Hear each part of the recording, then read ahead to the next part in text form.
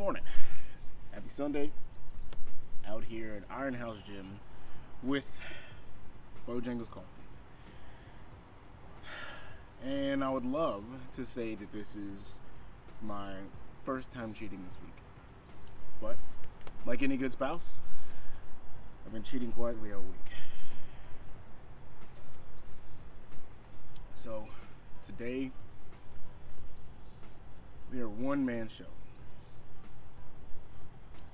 And while a lot of this will definitely sound like some sort of rant or speech on teamwork, it's really more focused on letting people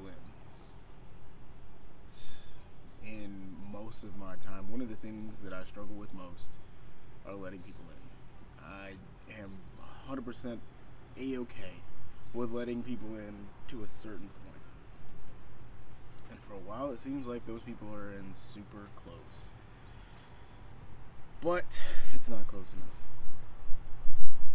See, it sounds really good and it feels really good on those times when we do everything by ourselves.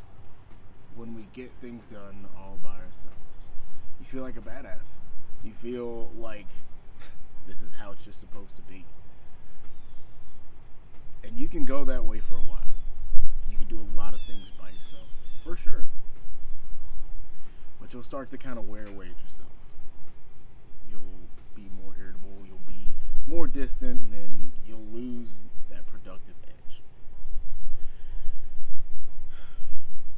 Working harder does not always mean working harder.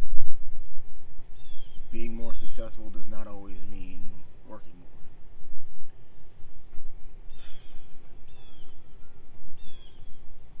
One of my favorite things about the military was that there were people from everywhere that all, for the most part, got forced to be in a team.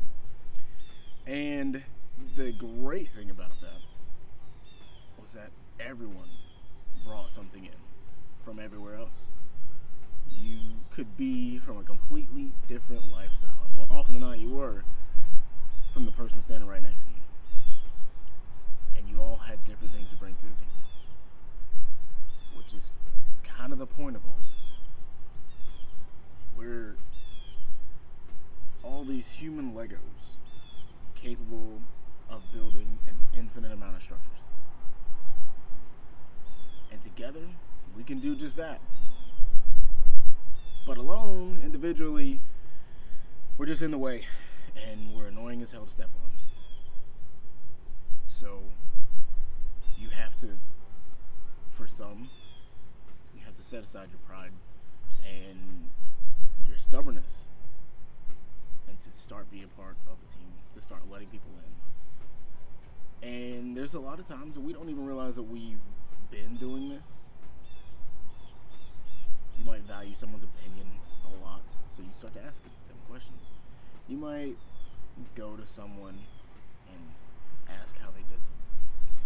You might be the person who helps someone with the final part of their job or one part of their job. We're all part of their team. We're a part of a team.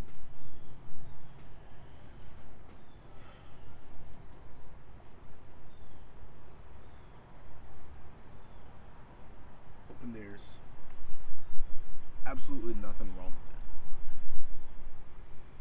that.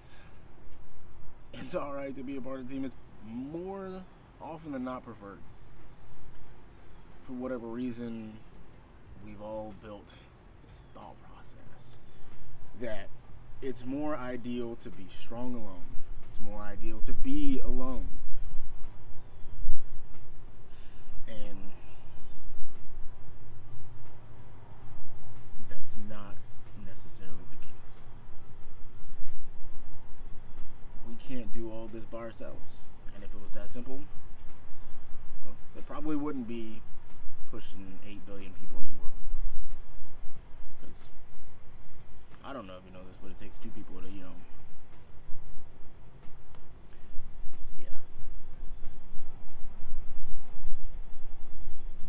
When you go about your week, for the rest of this week, I want you to think about the things that you bring to your team and to your circle.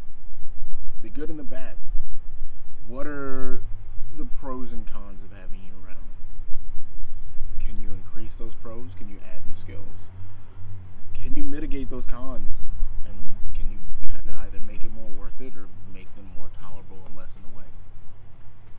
What are the things that you want from your team?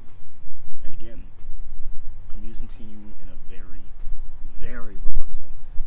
It could be a team from a relationship. It could be a team from a friendship. It could be a team from an actual freaking team. What are the things that you want, that you're building towards, that you want to be a part of, whether or not you are 100% part of what this team's end goal is, or you are just helping this team be a part of their end goal so that your goal also benefits. Which again is a bad thing. There should be zero thought process behind us looking out for ourselves to accomplish our own goals. And if you're a part of a team to get something out of that team, as long as you're making it not 100% of the reason that you're there is to get a part of, to get what you need out of that team, then it's fine. It's great.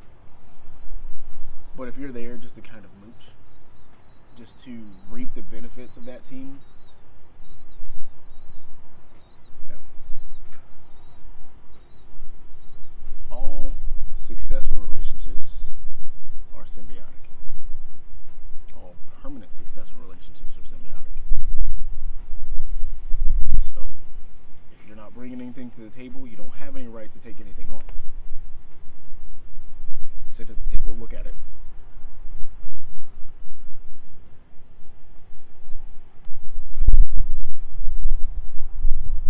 We don't have to be alone, and more often than not, when we are alone, it's because we made it that way.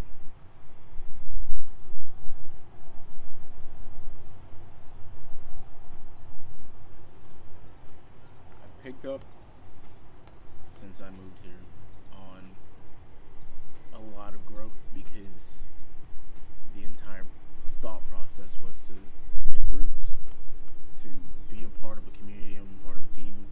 And I would be lying directly to you if I said I didn't make more growth in 2 years than I made in 30 years, just by making it a point to let everybody in, or let as many people in as possible, to stop pushing.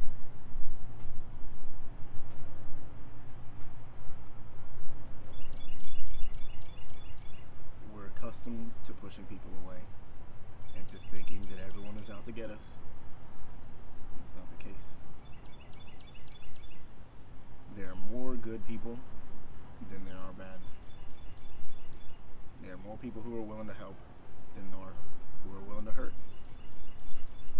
Be a part of the help and be a part of the ones that want to grow. So I love you. Thank you for listening to me,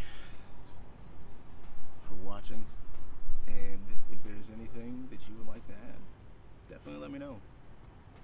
I'm here to talk about it. That's why the very first thing, the very first line in the description is always, let's talk about that. Not the description, the comment. Because I want to talk about it. I want us to all grow together. Because at the end of the day, that's what the whole goal is. To build each other. So, Isaac Ellison.